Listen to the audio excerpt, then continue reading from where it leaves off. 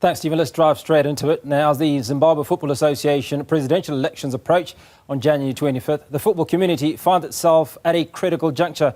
Once a powerhouse in African football, Zimbabwe has faced significant setbacks in recent years, including administrative turmoil, financial instability, and a FIFA suspension that left the national teams and clubs in isolation from international competition. These issues have eroded trust in the football leadership and hindered the sport's growth at all levels. This afternoon, we're privileged to host two prominent candidates for the ZIFA presidency, Nqobile Magwizi and Marshall Gore. Gentlemen, appreciate your time this afternoon. We're going to cut straight to it. Nqobile, I'm going to start off with you. I've articulated in the intro several problems that have befallen football in Zimbabwe. Just walk us through two key areas that you will manage if you are elected into office. Good afternoon, viewers. Good afternoon, Hugo. I think, well, there's been a number of challenges, as you may be aware, as you've mentioned. One critical area that needs attention is that of stabilizing the institution and ensuring that we have a strong brand that represents the aspirations of Zimbabweans and where we want to go as a country in the football space. So those are the two key areas, making sure that our institution is solid, it delivers on its promises, it's an institution that can be trusted, an institution that is inclusive, and that is transparent and accountable. That is very critical for the future of football in Zimbabwe. Marshall, one of the things that's bedeviled football in Zimbabwe has been the administration. Now, only recently, the country was banned from playing football, reinstituted a few months ago. What efforts are you likely to put in place or take to ensure that those areas are dealt with? Thanks, Hugo, for having me today. And greetings, Nqobile. There's been a lot of misgovernance issues, lack of integrity in the cockpit.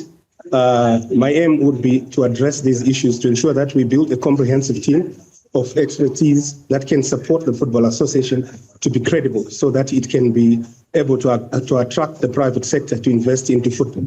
Most importantly, we also need strategy. We need a strategic development plan, maybe a 10-year development plan if I can be ambitious, that will guide us in terms of what do we want to achieve, address comprehensively our infrastructure deficit, lack of grassroots football development, lack of training for our coaches and our personnel, and most importantly, the absence of funds in our football stadiums. We need to address these core issues, and we are going to come up with a strategic plan that will address these issues comprehensively. Nqobile, only a few months ago, the Warriors of Zimbabwe made it through to AFCON. But they weren't playing their matches in Zimbabwe, and part of that problem is because of infrastructure. What efforts are you likely to make to ensure that infrastructure is at the highest possible level? Yeah, Hugo, it's a priority that we have a stadium that is functional in Zimbabwe. One of my key priority areas is infrastructure and technology. We would need to make sure that every region have a stadium that is CAF approved. Very important that the national team should be able to play in different parts of the country, once we have fixed all those stadiums. Currently, we've been playing outside of Zimbabwe, and it's quite unfortunate. We are very hopeful that in the next few months, the National Sports Stadium will be ready because there is work going on there. But beyond that, we need to make sure that every region out of the 4 regions we have in Zimbabwe, we have a CAF-approved stadium, and the national team should be able to use those. Over and above that, we're also looking at ensuring that all our provinces, the 10 of them, there is adequate infrastructure, stadia that can meet the ambitions we have for the future of football in Zimbabwe. We are also looking at having high-performance centers. We are going to start with one high-performance center, and beyond that, we will then increase them and have them built per region. But initially, having one comprehensive one that attends to all our national needs will be critical. We are also looking Nqobile, allow me to interject. I've literally got 60 seconds to go, and I'd like to give that to Marshall. Marshall, just 3 weeks ago, I think it is, the under-17 women's team was unable to go and play because there are no funds available in the ZIFA coffers. Is this one of your priorities, to ensure that such does not happen, and that obviously grassroots is a big part of developmental football in Zimbabwe?